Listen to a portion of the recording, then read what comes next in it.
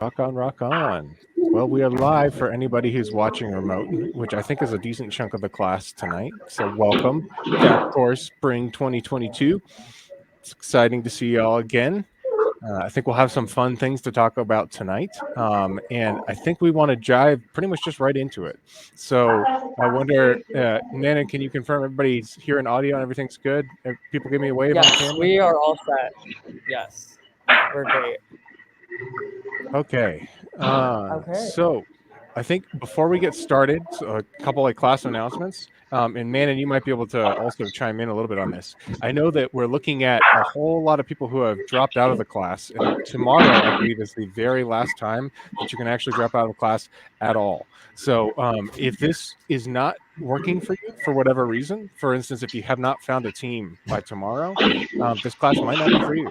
So I want to strongly emphasize to you guys that this class fundamentally is really I'm going to mute the class briefly. Actually, I think yeah, okay. This class is really focused on teamwork, and that teamwork does not happen when I'm presenting to you, right?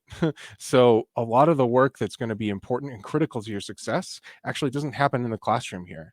It happens wherever you guys get together out of band to go and work on these awesome projects that you guys have already proposed. I know I've been inspired by some of the things that you brought up, and I think that there's a real chance that you're going to make waves in the industry with the things that you want to build. But with that in mind, there's still, I believe, 6 out of 10 teams is what we're expecting that are totally formed at this point. So maybe raise of hands, who still does not have a team? We've got a few. Man, and take note. And people who are looking for new members, take note. This is really important, you guys. In tonight, I'm going to shorten the workshop substantially so you guys have more time to work together on this workshop a little bit. But really, the focus here is going to be centered around you guys finding your teams and really solidifying it. Doesn't mean we can't change a little bit later, but tonight we definitely want to make sure that you guys have found at least a start, because this is the important part for this class to pass it even, right, guys? Is you got to have this project working, and that requires a team. So with that in mind, I think I can jump potentially right into the workshop, unless, Tommaso, if you had anything you wanted to add or talk about. No, I think thanks for asking that. Happy Tuesday, everybody, class, right? Excited to be part again today. This time I'll be a student too, humbly, Dan, listening to your technical part, right? And just make your words mine. So if we have this week, we really need the teams, right? So please go above and beyond, mingle, network, like use the time to connect, right? And starting with next Thursday, after tomorrow, we're going to have a wave of hand-picked market leaders from the industry of Web3, including but not limited to crypto, tokenizations, metaverses, right? So you'll be having and you'll be meeting folks that it's a privilege to the industry to have around, and we'll be starting mentoring. Every single team will have one mentor, depending in which phase the startup it is in. So if you would have to reverse engineer, and then I give over to you, then this entire process, starting with Thursday, of how many people you're going, handpicked talents or folks you're going to meet, it's roughly 50 to 60 that we lined up for you. Okay, and with that, I'll pass the ball to Dan. Cool. Thank you. I'm really excited, guys. Like, seriously, talking about top-notch talent, this is really going to inspire you and help you along, I think, with your ideas, and in general, just get a wide breadth of what the industry is about. So, like, don't miss it. Reminder, though, again, like, when you're being presented to by these wonderful people, it's not the project time that you need. So it's up to you to make that time for yourself and your teammates moving forward. So with that, I'm going to keep it quick tonight so we got more team time. So let me start presenting here. And you guys let me know if you can see my screen when it starts coming up. And I'm going to try. Oh, yes, we do have the stage backdrop removed. Cool. Everybody seeing everything? And I think, Manon, you are muted for the class. It might be good to bring that back up. I see your screen, yeah. Cool. Yeah, Manon, if you could unmute for the class, just so Okay, I... fantastic. I think Great, we're wonderful. unmuted. Cool, perfect. Okay. So, you see my slides? Yes? Yes, we should All right. look good. Awesome. Awesome. All right. So if you guys have any questions along the way, or if you want to pause me or stop me at any point, go ahead and give a loud shout, because I can't see you, but I can definitely hear you now. So, so IPFS, first of all, hopefully you guys have heard of this before. What is this thing? It's the Interplanetary File System, hence IPFS. That's what it is. So tonight, what are we going to do? We're going to talk about what IPFS is and distributed web concepts in general that revolve around IPFS at a little bit of a high technical level. Like it's going to be approachable for everybody here, even if you don't understand any of the comp sci stuff that I'm going to talk about a little bit tonight. Really, the key part, the takeaway, is that you're going to come away with IPFS desktop installed on your computer. So if you have not yet, now it's time to go ahead and wrangle up that computer right now, and we're going to get on AirMeet together later to sit around in some rooms together and work on this workshop. So AirMeet you'll need, but IPFS desktop we should be starting to install right now. So if you haven't already, I'll go ahead and point you to go to the IPFS Workshop right here.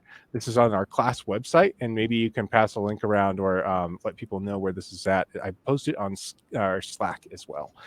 We're going to be walking through this later. So as I'm talking through some of this stuff, I would encourage you to go to this install page for IPFS desktop and get this process rolling, because this can be in the background pretty much. It's just go and find yourself an executable and install it on your machine, whether it's Windows or Linux or whatever it might be. So go ahead and get that started while I'm going through slides here. All right. And then what I think is the end result, or we'll play around with what makes potentially IPFS pretty cool in the context of NFTs, at least. So we'll do a little demo that's pretty contrived to begin with, but then something that's more tangible, like, hey, maybe you should store your NFTs on a distributed database somewhere or something like this. So maybe that'd be useful for your class projects, at least some of them. All right. So IPFS, what is it and why should you care, right? Well, at least for me, I see the web out there in the world, and I think it really is broken, right? At least maybe it could be a whole heck of a lot better, right? So today, the web is really centralized. We talked about that in the first class, right? And it's very highly monitored and censored, right? It's very fragile and disconnected in a lot of ways. And I think most fundamentally, and the thing that really resounds with a lot of people today that I talk to about what the web is we really don't control any of this digital property, right? The data, the identity, it's all owned by, the FAGMAs, we call it, Facebook, Amazon, Microsoft, Google, right? These guys all own all of this digital property. You just happen to have the right to use it because you log in. They can revoke that if they want, right? So Web 2, right? This is kind of a contrived picture, right, of what Web 2 looks like to me, is we have Facebook-owned machines and databases that are connected by Verizon and Comcast with these really, high fences and barriers that they put up to all these other services. And that's pretty much the internet. There's a few big players that we can talk to, but only through centralized pipes too. We don't even got the pipes of our own to connect to our peers. Now, a great example of this, I think, is look at what we're doing right now. I'm presenting to you slides from Google Slides, as a matter of fact, right? So we all have to talk to Google's server, if you're looking at this and following along, to get this slide recovered. And if for some reason Google didn't want us to look at these anymore, class is over. Like, it's broken. We don't work anymore. Same with AirMeet, right? If AirMeet went down, we're done. And that's just effectively one server out there in the world, right? Even if all of you in the class had a copy of this presentation, how would you go about sharing it with each other? Oh, maybe there's something we can learn tonight that could help. But Web 2 also has some systemic problems, right? Natural disasters, because of those centralized pipes, are like tantamount to ending the world as we know it, right? So if the fiber line gets cut outside UC Berkeley, for instance, the whole network goes down. Nobody can talk to anybody else in the whole universe, except for, okay, maybe you can use your cell phones. Let's cheat a little bit and say you can use those, right? All of a sudden, even though we have connected wireless devices, there's no way at which we can go about actually like getting out for help and things like this, right? That's pretty scary. And human disasters. I mean, like government oppression and censorship is definitely documented very heavily, and it's becoming more and more of a problem, right? You hear about the Great Firewall of China. Well, increasingly, there's more firewalls like this being put around different demographics and geographics all over the world. So this centralized pipes and centralized services are highly susceptible to governments and large powers that be to decide that you can no longer use them, right? So that's pretty fundamental risk. So this is kind of my proposition, what I'm passionate about trying to get in see in the world, the vision I'd love to have, right? Is we have all these centralized networks that are basically all connected with these clients out there in the universe that all talk to one node, right? And really, I'd love us to move more and more towards this truly distributed network. And you can kind of see the differentiation here, right? A centralized network, there's really only one hub and spoke, right? And then decentralized network, there might be a few, right? We can look at federated models and things like this. We can talk more about out of band out of the course of this class. And really truly distributed networks where really there is no central point.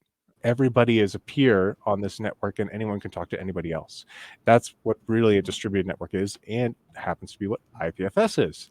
And so IPFS, what features and use cases like are really it's centered around? Well, the centralized applications are kind of the ones that we'll focus on really, because like that's what this class is about. But we can also do things like DDoS protection, where if you've heard of this is distributed denial of service attack. So this is like a cybersecurity threat. Owning your own data and identity, this is something that can be accomplished very much more efficiently through something like IPFS, and on and on and on. There's a lot of interesting ways that you can use a distributed network of peers that can actually share data and information. So let's talk a little bit about kind of IPFS then. How does this thing work? Maybe I motivated like why you should care about IPFS. So some of the key concepts that we brought in the first class and the first readings were hashing and content addressing. Well, content addressing is new, but hashing we know about, right? And we'll talk about that a little bit, as well as chunking, and really how does IPFS then all stack together with these concepts and terminology to become this interesting, really distributed interplanetary file system. Right. So we kind of know about this from that first class is hashing, right? We're taking effectively unique identifiers of some data, right? So if I take a cat picture, right, and I go ahead and put it through a hashing algorithm, I can identify that that is exactly identical to the one that we originally put in. Is kind of the idea, right? If I try and swap out this image though with something else, but it's the same file name, right? It could be something different, but this will not line up. So it could be contrived like a cat to a dog. It could also be one single bit flip, or it could be something like a deep fake that someone's trying to impose on an original video to change someone's words or something like this. So we are able to immediately identify that this content is not the same as was originally published, right? So that's what this hashing is doing, right? And so what this really is called in the IPFS context is a content identifier, right? So this unique fingerprint is a content identifier or CID that we'll use to address everything on the network, right? And then a little bit lower level, right? I don't know if we have any CS guys who've talked about trees or tries yet in your studies, but effectively this is a data science structure. We don't have to think about too much, but the idea is that a single file in IPFS is actually not just one single file. So this cat picture actually gets all chunked up into a million little pieces that all have their own unique CID associated with them, their own little unique fingerprint. And I believe these are on the order of kilobytes at most. I've forgotten off the top of my head, where all of these are assembled into one final fingerprint for all of the different connected chunks. So what this does some really interesting things is that we can take this large monolithic file, could be even like terabytes large, right? That has one unique identifier for the whole thing, but we don't need to have all of the parts to go ahead and start piecing this thing together because we've pre-chunked it and pre-identified all those content identifiers beforehand. This is a preview. How we're going to look this up on the network is through that content identifier, we're able to go and find pieces of the file as opposed to just the one monolithic file off the network. All right. So this can live on anywhere on the IPFS network, these little chunks, and many peers can hold some or all of the chunks, right? And all of these also have the CID hash. So you can have just little parts of whatever that total file is. So it's a pretty powerful primitive. And then what we call this, the analogy of tree extends, right? The root, right? The absolute top level hash of this tells you basically the story to find all of the rest of the chunks that you need to reassemble the complete file, the complete picture. So now that we have this idea of CIDs, right, this fingerprint out there in the world, we'll get into why that's important. But I want to take a step back into the internet as we have it today. HTTP, right, is this location-based addressing. And what I mean by that is like when you go to a website, you're looking at HTTP// right, and it's an IP address, right? So this is this 4 digits that go up to 256, and then you put in some file descriptor. So this could be like some file, foo bar, and then finally baz.png is the picture you want to pull up, right? So what you're asking the internet is say, hey, yo, internet like thing out there, please find me this machine, which is a server at that particular address, right? So this could be by the IP address or by a DNS like example.com, right? Something like this. They're roughly equivalent for the purposes of this talk. And you go and talk to that specific server, and then you ask, hey, do you have this file at this location? And if the server has it, it'll return it directly to you, right? But like, that's kind of a silly way to do it, especially if, for instance, this is like, you know, a picture that everybody in the universe wants, or for, like the Facebook logo, for instance, right? That you're pulling down every time you go to the Facebook website. Everybody else has the Facebook logo. You could ask anybody for what that is, but only Facebook server can give it to you because that's the only way that your computer natively on HTTP knows how to figure out what it is. So IPFS turns this on its head. It says we're not going to look for who's on the network and look basically for the one place in the network that I could find this information. I'm going to ask the whole internet, you know, specifically IPFS nodes. Like, hey guys, I have some fingerprint, the CID that's highlighted in green here, that starts with QM is one way to cue into what this is. This piece of content lives somewhere on the network. I'm not sure where or who might have it, but I know this is the fingerprint. And there might be some file descriptors after that with some of the advanced ways to use IPFS. And if anybody on the node knows, or if anybody on the network has parts of this file, not even just the total file, they can shoot it back to you because they're able to look it up on their systems. And this is a peer-to-peer network. And by default, the settings are to share with your friends, right? To share with all your peers on the network. So again, what we're changing is like if one person on the network is the only source of that information, but everybody else has it, we can actually change it so that anybody on this network can go ahead and share that file. So it's a really powerful way to accelerate the ability for you to pull files from the whole internet at large and to make sure that you have redundancy. Because if like Facebook goes down, everyone's done, right? But if we had some redundant files behind Facebook that other peers were able to willing to share with you, you might be able to bootstrap your way along with just the peers that you have to be able to get most of what you need from Facebook. Maybe not all, but maybe most. So some kind of ideas and concepts around there. But man, like all this stuff is like super complex. And as we get down into the weeds of how this all works, it gets even more complex. But the great part is that all of that conceptual stuff that we just talked about, mostly you don't have to think about. That's mostly been done for you. And we can package that all up into some of what Protocol Labs has made, which IPFS itself. One of the things in particular they've made is this IPFS node. And specifically on top of that is IPFS desktop, which allows us to interact with some pretty amazing things in a very simple GUI format. So hopefully you're downloading that right now. A reminder, if you're not, go ahead and get IPFS desktop on your laptop. This would be a good time. Right. So what does an IPFS node then do, which is what you're installing with IPFS desktop, right? It allows you to have keys auto-managed for you because all of the peers on the network are assigned private and public keys to identify who is sending information, to verify that that's the node that's actually sending you this information, right? It also has data syncing abilities as we just discussed. They'll be able to basically call out to the network and assemble the individual chunks of data that they need and reassemble the files at the end for you as an end user, right? And it does all this complexities of figuring out how to chunk stuff and how to interpret that. You don't have to think about it. And then finally, and probably most importantly, this allows you to host data, any of the kind that you would like, and let other peers know that you have this data and interact with all of this information, which we'll go into here in a minute. So this doesn't live abstractly in the world. You can actually play with your node in your browser and talk to files out on the IPFS network, which is pretty cool. All right. So with that, let's dive in. Let's go over to the class workshop. So because of the time today, I know we're restricted and we really want to focus on class time for teamwork. I'm not going to step through this super diligently. And what I'd rather do is have you guys on your own in your teams spend some time actually walking through this IPFS workshop, and I'll show you what I'd like you to be using. I gave you a hint in Slack as to what you might want to use as a file, as an example here. But for this workshop, we have an example file that's just a class logo. But so we've already installed this thing. If you haven't, you probably should.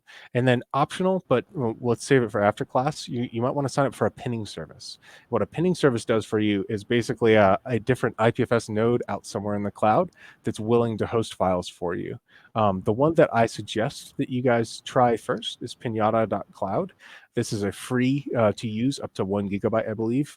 Easy access to storage. And I'll show you actually use IPFS myself in the examples here. I'll show you what Pinata looks like to do that.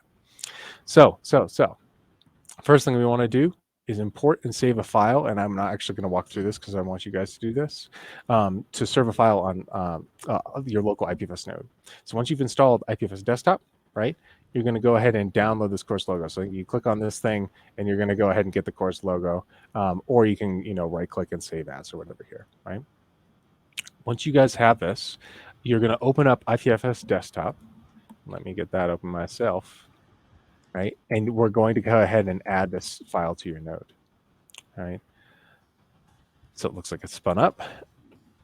And under the files directory here, we can go ahead and import that file, right, from wherever you've got it. Excuse me, not a folder, a file, or specifically a file.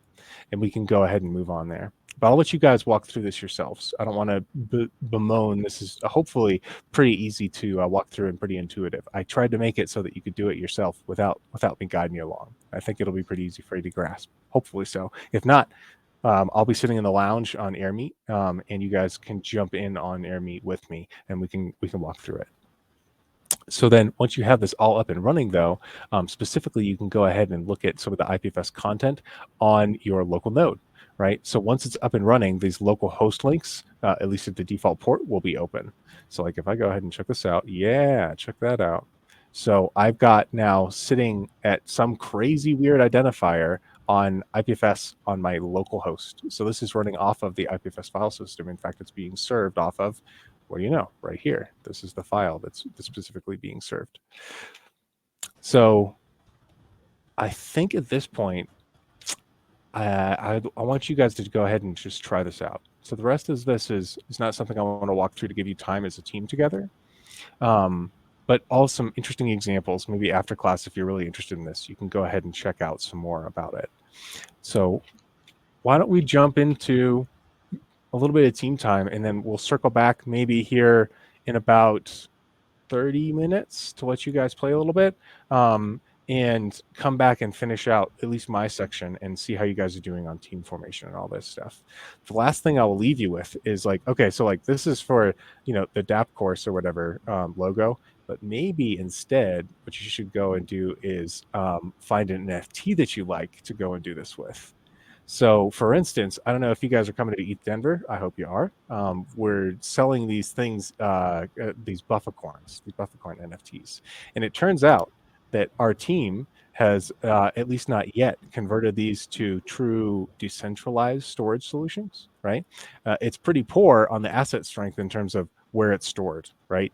This is actually stored on just one instance on Amazon's backend, right? So this is one cloud computer, and if that decided to go down, none of this would be available. So you can see this Bufficorn, that's my profile picture all over the place right now, right, is stored specifically here. It's specifically stored in one location. It's that location-based addressing that we're talking about, right? It lives on Amazon servers. So my NFT is actually owned by Amazon. I'm just permissioned to look at it, like if they want me to, right? So instead, I would challenge you here, go and find your NFT and upload it to IPFS right here, right? And then what you'll end up getting out of that, in fact, I'll go ahead and just do that right now. Last demo. So if I'm looking up pictures for me, and I've got this picture right here, right? Instantly uploaded.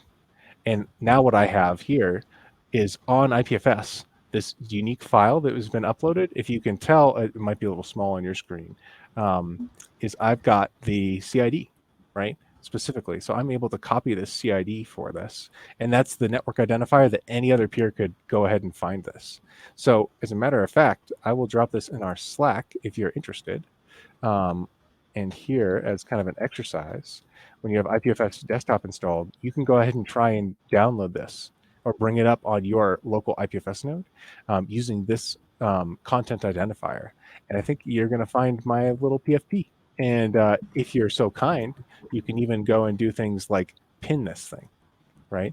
So if you pin this to your local node, then you're actually saying, I'm going to keep this here forever. And if anybody asks for this buffacorn to look at, I'll go ahead and share it out to my peers, right? So as a class, I would encourage you, maybe you should say, hey, I got this this CID. Can you go ahead and pin this for me? Because like I don't want my NFT to get lost, just in case somebody else is looking for it later. So with that, I think we should jump off into some team time. What do you guys think? And come back to this. Sound good? Is that good? Cool. Yeah. Just speak up. What happens if, and maybe it's just because I'm not understanding it correctly, but if IPFS like goes down, you were just talking about it. If Amazon went down, if Facebook went down, but we have, like, Could you speak up a little? I really can't. Yeah. I was just, what if IPFS goes down? Is that not as central? Like, how is that different, I guess, in your example, than if Facebook? Yeah. So the cool part is, what do you mean by IPFS going down? That would mean the entire network of every single IPFS node would have to die, right? So I guess I meant like this tool, the Protocol Labs or whoever makes it goes down, there would still be another way to access this. So the IPFS desktop tool, this is a software that you're running on your local machine. And even if that like ceased to exist, even if Protocol Labs dropped off the face of the map, the software itself would remain and you could still run it. So there is no threat if IPFS, if the developers of IPFS went away, the network would go down. The only way it would go down collectively for everybody is if everyone decided to stop using it. And I think that blockchains have proven that there's some incentive there, so no one's going to shut it down just like everyone all at the same time. Another good example of this that you might be familiar with is Tor and Torrent. So both of these are also peer-to-peer networks that rely on somebody somewhere running a node, and hopefully lots of them to make their services work better. IPFS is very much the same way. Question? Yeah, go ahead. So we were just collaborating over here and trying to upload an NFT and pin it. Can you see that now? We could try. I bet you I could pull it down. So, sorry. I just said, can you try? Can you see? Yeah. I mean, Why don't you go ahead and share in Slack or on AirMeet? Probably Slack is easier. Might as well, because then it can live on beyond this class a little bit easier. In general, I was sharing that one. And I can see if I can pull it down. I can tell you, though, I think Tim was giving me a heads up. The network configuration on the public wireless there might actually block peer-to-peer peering. And this has to do with a bunch of network firewalls, basically, that are trying to shut down anything but you talking out through port 80. And IPFS wants to talk out through some different ports and set up different connections with many, in fact, hundreds of peers. And generally, the firewall administrators are like, no, at least not on university time. You're not going to do that kind of thing. Mostly because they're looking for those torrenters out there. can we share stuff with you with IPFS right now? Yes, absolutely. So in which way do you mean? I mean, like if we just uploaded an image, can we share it with you by way of this application? Sorry, could you speak up just a bit? So, Sorry if I'm misunderstanding this, but I'm just wondering if we can share an image with you that we just uploaded onto IPFS. yes, absolutely. So what I need to get that image from you is the content identifier, the CID. And what you'll do is you've uploaded it and pinned it to your node, right? And from this node, then you can give me a CID, and on my device, I will put in the CID in, and I can search the network for that content, right? So I'm asking everybody on the whole network, hey, do you know where this content is? Can you give it to me? And people are going to start looking for it for me, right? This is a very chatty network. Eventually, it will find your node, although I think as we're finding out, the firewall rules might have blocked your node out. There's a way around this, and that's to get out of a firewall to another node that is exposed to the rest of the network. And maybe that's actually a good time. I'll come back to sharing the screen real quick. Why I like Pinata quite a bit is a redundancy. So are you guys able to see my screen? Yes, looks great. So Pinata.cloud, right? You set up a free account on this thing, and you can upload files similar to the IPFS desktop. It's really simple. Like, this is a pretty easy GUI to use. And you can see that I've uploaded a couple of things. One of which is that buffercorn, right? And here's a cool part, right? So what you can see is that this buffercorn here, I don't know if you can make out, this is on their node out there in the world. So this gateway is their way to talk out to the rest of the IPFS network, and they're looking on my behalf on their node for this piece of content and returning it to my machine. So this piece of content happens to be, if I copy and paste that, right? It can't be previewed. I can show my local gateway though. Hey, look, I'm getting the same thing, this content, specifically hosted on my local host now though. So I'm actually hosting it on my node. I'm able to display it on my node, and I can look at it on the node that Pinata is hosting out for anybody to look at content, if that makes sense. So Pinata, then, this node is much more exposed to the universe. They've got all the hooks directly into Cloudflare, so that basically the instant you load something up, every other node on IPFS knows how to find it. On your node, though, it takes a while for the network to pick up on that there's new content and where it is, right? And once it's shared around a little bit more, then it becomes easier and easier to propagate. It's kind of, viral in that way, I suppose. So that makes sense?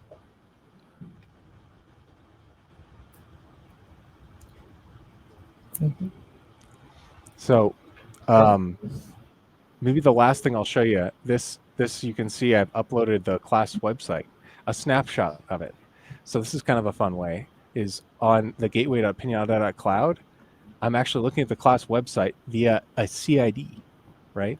And I believe specifically if I look at like class, or no, it's like schedule, right? The link was unfortunately broken. Yeah, see, look, I'm looking at the website right now, hosted on IPFS. So this is a bit of a preview that you guys might be interested in, checking out what IPFS can do with hosting static websites. So really, this is a powerful way. For instance, Fleek is a service that does this for you, that you can take a GitHub repository and go ahead and configure a couple settings, and it will automatically deploy your site on IPFS. So all this manual stuff that I just went through, or you will go through in this workshop, you can go ahead and get all this done for you on your behalf and deploy to IPFS distributedly. So it's cool stuff like that.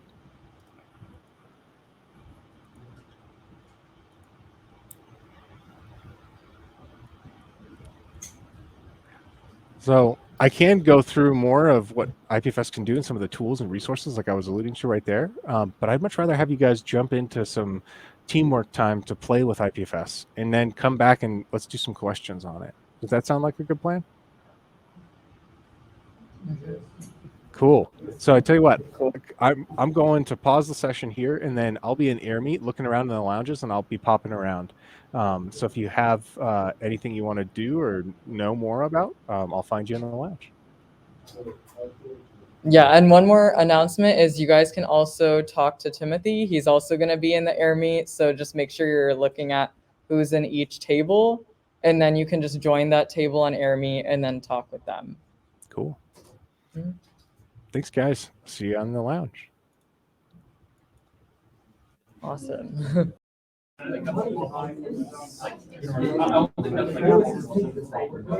Okay, awesome. I think we should be set. Should be good to go. Awesome. I'm going to share my screen. And then, am I still coming through the speakers okay, Matt? Yes. All right. Hi, everyone. The professor is back, so we'd like you all to turn your attention to the screen. Thanks. Word. So hopefully you guys enjoyed some of that workshop and like playing around with IPFS. And I got some great questions a la carte from people. And after the class, please let's go into Slack and ask anything you'd like in the general all about IPFS. If you have any issues or whatever, maybe share some CIDs around, pass a little like secret notes and things. Please, nothing explicit, but some fun gifs and things, maybe on memes. I might drop a couple in there for you. So to just continue to play with IPFS. I think it'd be fun, right? But so I want to close real quick, and then Manon has some class announcements with a little bit about like some of the tools that can make your life even easier, and you can actually build applications more than just tinkering around with IPFS desktop, because there's a lot of tooling that's been developed around this to make your life, especially as developers, a lot easier. There's really two classes of this. There's self-hostable ones, which you installed one of, right? That's IPFS desktop, and there's non-self-hostable ones, it's products and services. Like I alluded to, this Pinata service is one of these, right? So self-hostable, yes, IPFS desktop is there. There's also a Go IPFS a CLI client. So what these will do, this is written in Go, and it's basically the mainstay for IPFS. There's also npm packages. So IPFS JavaScript exists. You can run a node in the browser if you want. There's some pretty amazing things you can do there. And then for IPFS CLI, there's some extra slides that you can go into all the different things you can do with IPFS. So as a developer, you should get familiar with some of these commands. The docs are pretty great. So if you go to IPFS on the IPFS CLI, you'll find out a lot about what these do exactly. So not self-hostable, but very important. HTTP gateways and IPFS Companion and all this access to this content. So this can come through, as we pointed out with Pinata, right? It has a gateway that they're hosting for anybody in the world can say, give me a CID and I'll return that CID to you. So it's using basically a bootstrap. Say, go out to a different server on HTTP, which we know how to do. It's location-based, and then use content-based from there doing it for us to go and find it and retrieve it. And then IPFS Companion is something you can install as a browser application. Let's see, is this? I think I talked about this now. This is a browser extension. You can add this and immediately in your browser have the capabilities of talking out to any other gateway, including your own local host if you wanted to. Right. So many gateways exist, and they allow you to easily connect with a CID to whatever kind of content you'd like. Right. You can get it on very many different places. All the same content, all from different peers, which is pretty cool. Right. And yes, here we go. Here's IPFS Companion. It sits in your browser. So much like IPFS Desktop, except that now this is linked directly in with the files you might be connecting with online. Right. So now for more on the development deployment side, right, we've got JS IPFS. This is something you can develop your toolkits with, and maybe in your native tongue if you're not a Go developer, but there's a lot of JS developers out there, I know. So there's a lot of frameworks and toolkits as well to go and check out, and all these services that can help you make things, make your life easier. So I won't get into the details too much here, but JS IPFS exists. Go and check it out.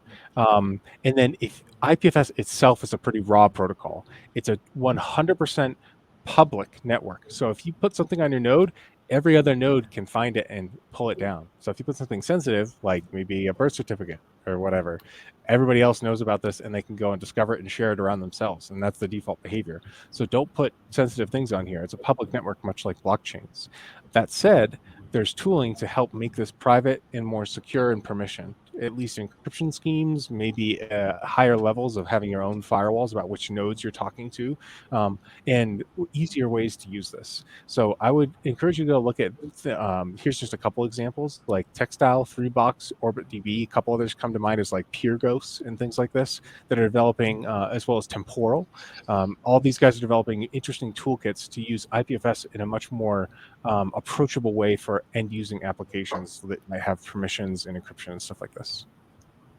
There's also pinning services. We are already looking at Pinata, but there's other places to go and to look for people who will host a node for you for free or for a cost, and potentially a whole bunch of other things like nice APIs to go and interact with those files, to upload, to download, to do all kinds of things. So those guys are really great. And this is especially nice with the free services if you want to have, I use this personally for redundancy. I got some local nodes running at home that have some of the information I care about having public, but I also host some on these free printing services because it's cheap and easy, and why not, right? So then another one I think is kind of curious, maybe for you guys, especially in this class, is Fleek.co. This is a way, I think I was mentioning, that we can deploy the website for this class is hosted on GitHub. With a few clicks, we can go from that website out to deploy it on IPFS, and it's pinned for you and all these kinds of things. So this will make your life real easy, but you're using a potentially more centralized service in Fleek. What it does enable you to, though, is once you have this IPFS CID out there in the universe and they've hosted it for you, you can pin it to your own device and have all your friends pin it to their devices. So that content then is distributed and redundant. And their service is just a nice way to get it out there on the network is the idea, right? And then there's plenty of other things that we can look into. I won't get into it too deeply, but name resolution is pretty exciting one, where we're able to maybe replace the DNS systems with unstoppable domains in ENS, and there's hookends with IPFS there. So go and check those out. And more resources, all kinds of great stuff. Proto School is one I'd really point you to if you're interested in learning the basics about decentralized web in general. This is developed by Protocol Labs and is basically handheld tutorials to go through really cool stuff about concepts, as well as getting you into the code a little bit with JS IPFS. So I'd check out proto.school. There's great stuff there. And docs.ipfs.io is wonderful. They put a lot of time and energy to make that a really useful resource for you. And then I'll point you to the slides later on if you want to know more about IPFS CLI commands, but we won't go over that here. So with that, I think I will kick it back over to Manon. Thank you guys for the IPFS knowledge. Awesome. Okay, so hey everyone, I have a few announcements that I'd like to make, and I think it would be great if everyone really listens up to this, because these are some things to do with team formation. So I know that a lot of you guys have been having, we've been doing team formation for a while, but the purpose of that is because the professors really wanted that to be able to continue the projects as well as run the career, right? So the sooner we can have the teams formed, is the faster we can, get back into the technical workshops and the business workshops that all of the professors have planned. I also wanted to share my screen to just show a couple of the files that I think may have been a little bit hard to find in the beginning. So I'm just going to show that right here. So one of the changes I just made was for the team roster, you now all have editable access to it. So I know the teams have been changing a lot. I thought it was a lot easier if you guys just edit this by yourselves and make sure you have the updated team. Those who still need teams, there's a tab at the bottom right over there, students who need teams. And please fill out your name, technical and business, or engineering or business, if whichever area you are in and the topic you're interested in working on. And also please highlight your name if you are green for technical and orange for business. So that's something you guys will all have to do, just so we know that what are the compositions of all the teams. The second thing is for the Flipgrid. We have the project progress that's happening every week. So basically just make sure you go to this link. It's all on the B courses on the front page. So all of the important links are right over here. And you can access the Flipgrid right over here, as well as the attendance form, the syllabus, the team roster, everything through there. And make sure you're recording this every week, because we do count this in the gradebook for points. And the other thing is for assignments. Those are all going to be in the assignments page of B courses. So these are all over here. Make sure you're completing everything, as well as all the necessary items. And then the last thing was for the website. That is right over here. And we also have the schedule with all the assigned materials, which we're going to make sure to be updating. So make sure if you have kind of like not kept up, watch all the videos, finish the blockchain terms and concepts quiz, and then make sure you kind of do all these other items on the schedule. So yeah, those are all the announcements. And then for the attendance code, it is decentralized for today. So make sure you fill out the attendance form with the code decentralized. But yeah, those are all the announcements we've had. If you guys have any questions, let me know. Yeah. Tommaso's slides, those are posted currently in Slack, but we're also going to be updating those on the website. And then if you also wanted to watch the recordings, so the way you do that is, I don't think I can show that right now because we're signed into the Air Meet. But once we're exited from the Air Meet, there's this button called View Schedule. And basically you should be able to click on the date, and then you see the watch replay button. You should be able to watch the replay if you want to go back through any of the lectures. So all the slides will be over here and lectures are here. Yeah, sound good? Does anyone have any questions? Yeah. Yeah, we'll be getting that done. Okay. But yeah, thank you all. So one more thing, guys. One last announcement. Is ETH Denver is next week. So next Tuesday, I'm not going to be delivering class. I'm going to be hosting hundreds of events. And your class, right, your assignment is to go and find out of that ETH Denver stuff that you've already applied for and should have an RSVP for virtual, or if not in person, maybe I'll see you in Denver. Go and identify at least 2 sessions there that you'd like to go to.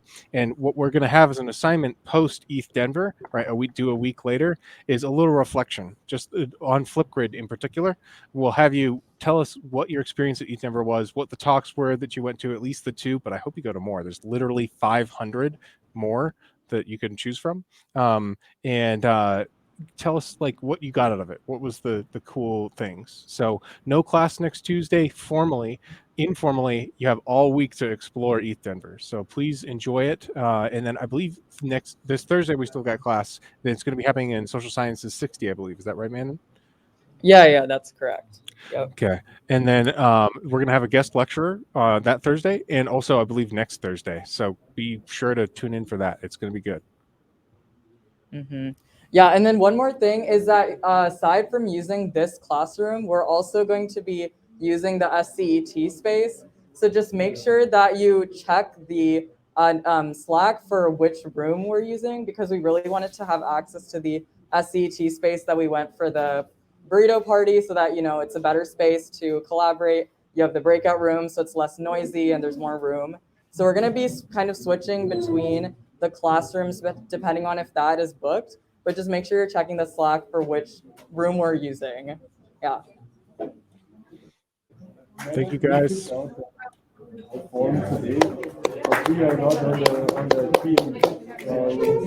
Yeah, okay. Can you update the spreadsheet directly? I just changed that because I realized the form was a little bit complicated, so just fill it out directly. Yeah.